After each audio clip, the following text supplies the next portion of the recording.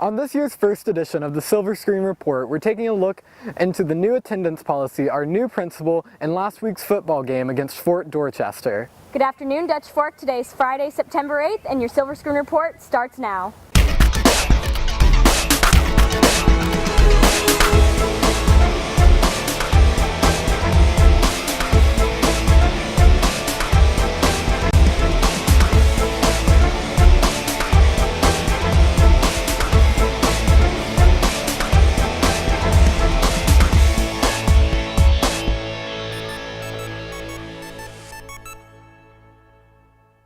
Changes in the state's attendance policy go into effect this year. Bailey Hunter takes a look at how these changes may affect you. This school year, the state of South Carolina is seeing a new form of attendance policy.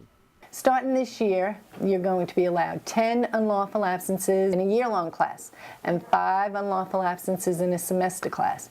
This has changed from last year. Last year it was 5 and 3. But like I said, starting this year, you can have 10 unlawful absences in a year-long class. The difference is the number of unlawful absences that you can miss in both a year-long and a semester course. You are given a couple more days this year, and so I think that is a benefit to the student. Not something to take advantage of, but I think it is a benefit to the student.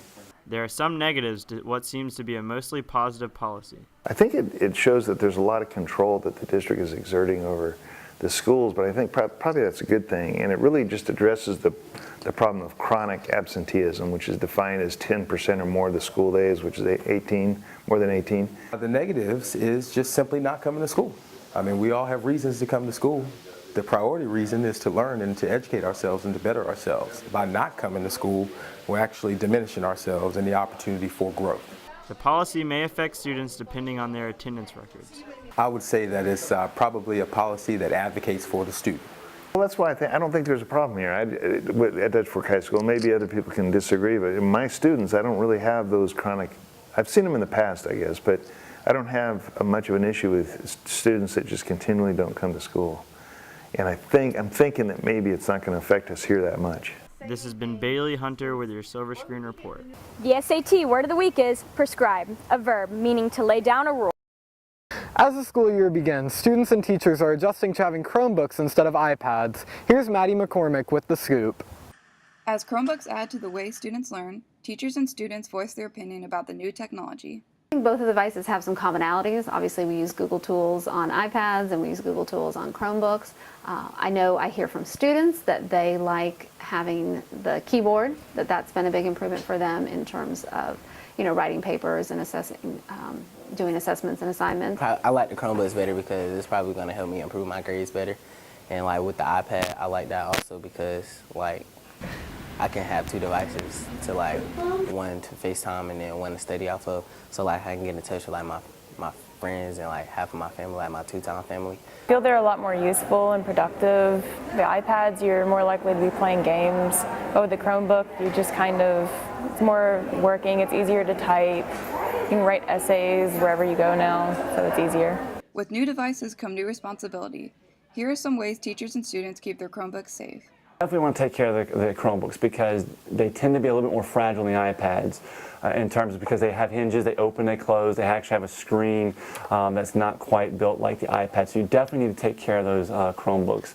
Like I said, they're a little bit more delicate. Keep them in their cases. That's definitely a critical thing now that we've provided those. Try not to slam the Chromebooks because it's very easy to get a cracked screen and you get one fix a year. Otherwise, it becomes a responsibility of you guys to get it fixed. Not putting papers inside. I have a small outside case that keeps mine protected, and I have another case about this big that also keeps it protected that I slip inside when I have it in my backpack so nothing can get on the screen. This new learning tool will be kept with students until they graduate. That's the other great thing about what they've changed about Chromebooks. Now that Chromebook is your Chromebook. Well, it's still the school's Chromebook, but it's technically your Chromebook from freshman to senior.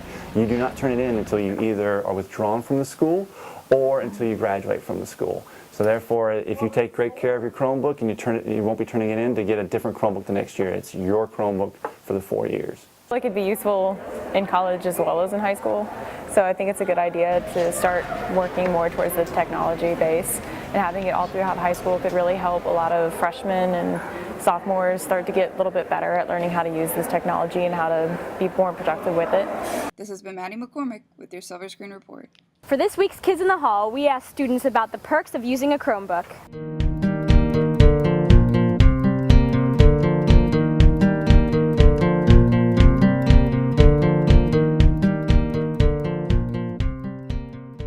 I like Chromebooks because I can type essays or notes instead of having to write them down on paper. Like this year we can actually finally type up essays better, we can finally do web quests better, and it's better because we can finally do stuff that we couldn't do last year. Compared to the iPads, it's much better in the sense because you don't have to go to the App Store and download stuff. It's all right there on Google Chrome, it's all connected.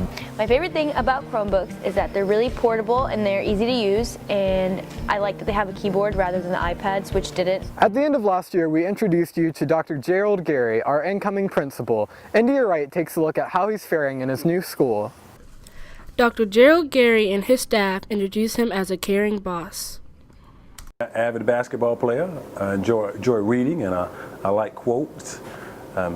Married to a wonderful lady named Melissa, and I have two boys, Gerald II and Cameron. Dr. Gary is a great leader, and as far as the high school, he is huge into boosting morale for the faculty, staff, and the students. He's very supportive of students, likes to be involved. He has an open door policy, and I don't know the past since this is my first year at the high school, but Dr. Gary I think there will be huge improvements just in general all around. New principal Dr. Gerald Gary plans to improve the overall environment of Dutch Fork. I'm not a big change guy. I don't like to make many changes, particularly in the first year. But if I had to identify one, it is I'm always working to improve school culture. I think that's huge. You always want to be a positive, vibrant school community and culture. I'm always working on that, so I'll continue to do that year one and throughout my tenure.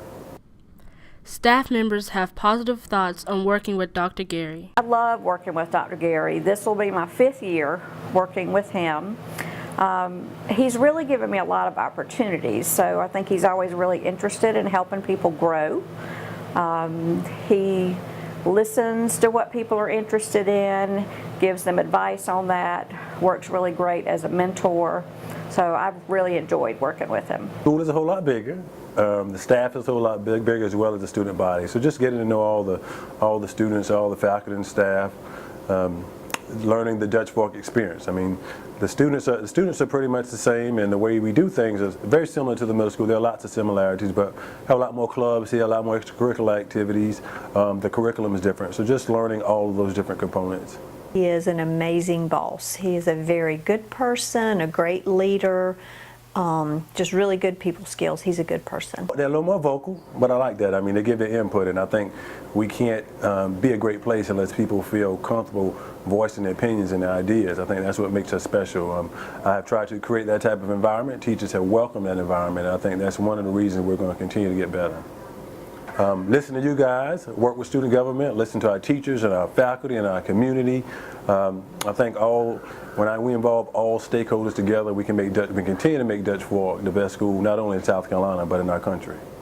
Dr. Gary inspires and motivates people to do things they never thought possible. I just feel really lucky to be here, and honestly, I always knew that Dutch Fork High School was an amazing school, but I worked over at Dutch Fork Middle for 13 years, and I don't know that I would have been brave enough to make the jump except for him. This has been India Wright with your Silver Screen Report. Last Friday at the Dutch Fork versus Fort Dorchester football game, Dutch Fork started off strong. Bryce Thompson caught the first kickoff of the game, scoring the first touchdown and putting the Foxes up 7-0. However, Fort Dorchester quickly bounced back, tying the score 7-7. Dutch Fork threw the ball in an attempt to score their second touchdown, but Fort Dorchester caught an interception, doubling their score 14-7.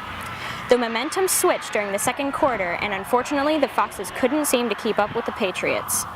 The second half of the game consisted of a punt return fumble, giving Fort Dorchester advantageous short fields, making it easier for them to score. After that, the Foxes just couldn't catch back up. Unfortunately for the Foxes, the Patriots were able to continue their streak, bringing the final score to 41-25. According to running back coach Anthony Smith, mistakes cost us the game, but Smith also said there's a chance we will play Fort Dorchester again in the playoffs. Now let's head over to Todd for some announcements.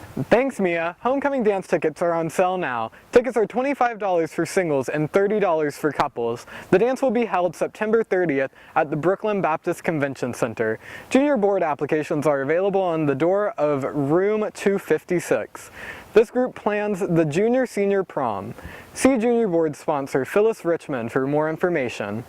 The Dazzlers are collecting money to help the victims of Hurricane Harvey. Donations will be made to the Red Cross today. See Dazzler sponsor Jenny Haynes for more information. Thanks for watching. We'll see you next week.